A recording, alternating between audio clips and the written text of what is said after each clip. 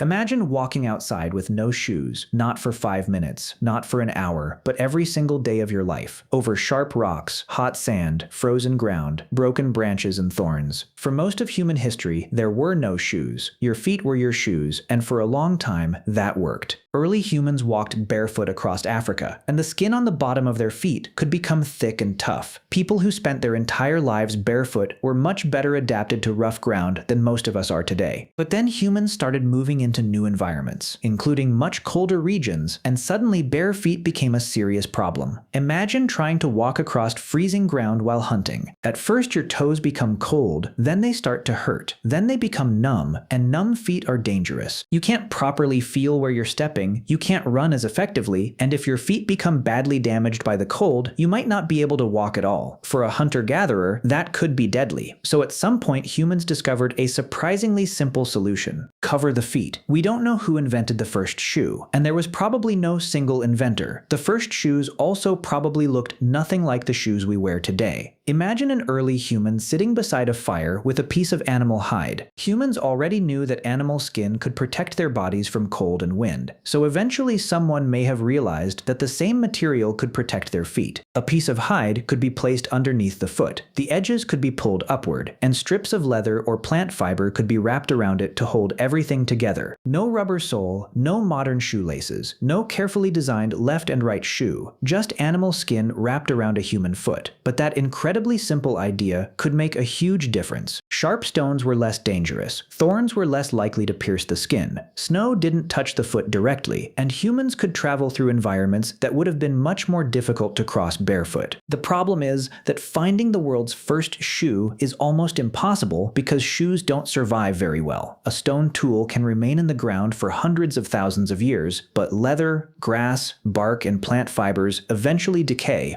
The earliest shoes humans ever made may have disappeared completely, so archaeologists sometimes have to search for indirect clues, and one of those clues comes from something surprisingly small: human toes. Researchers studying ancient foot bones have noticed changes in some populations over time. When humans walk barefoot, the smaller toes can contribute to stabilizing the foot, but footwear changes how forces act on the foot.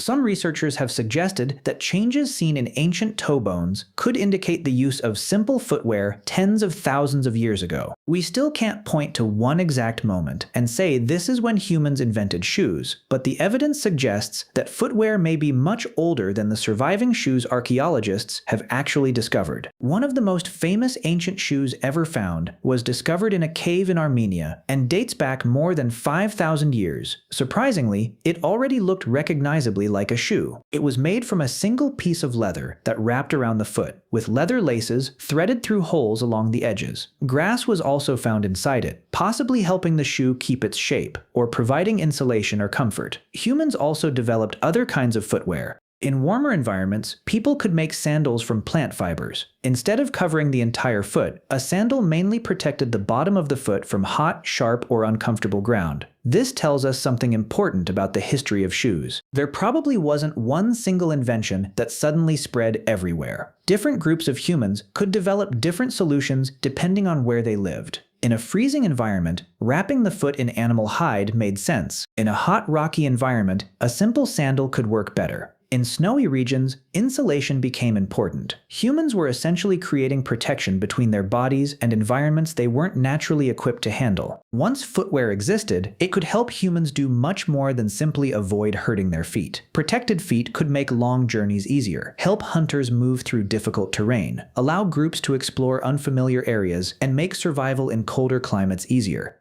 Over thousands of years, footwear became increasingly sophisticated. People learned to cut leather into better shapes, make stronger soles, add straps and laces, and create different designs for different environments. Eventually, shoes became more than survival equipment. They became part of culture and identity. The type of shoes someone wore could communicate their occupation, wealth, status, or community. Today we have sneakers, boots, sandals, high heels, and thousands of different designs made from materials our ancestors couldn't even imagine. But behind all of them is the same basic idea: protecting the human foot from the ground. Maybe the first person who wrapped animal hide around their feet wasn't trying to invent something revolutionary. Maybe their feet were simply freezing, or maybe they had stepped on one too many sharp rocks. They took a piece of hide, wrapped it around their foot, tied it in place, and kept walking. They couldn't have known it, but that simple solution would eventually become one of the most universal objects in human history, the shoe.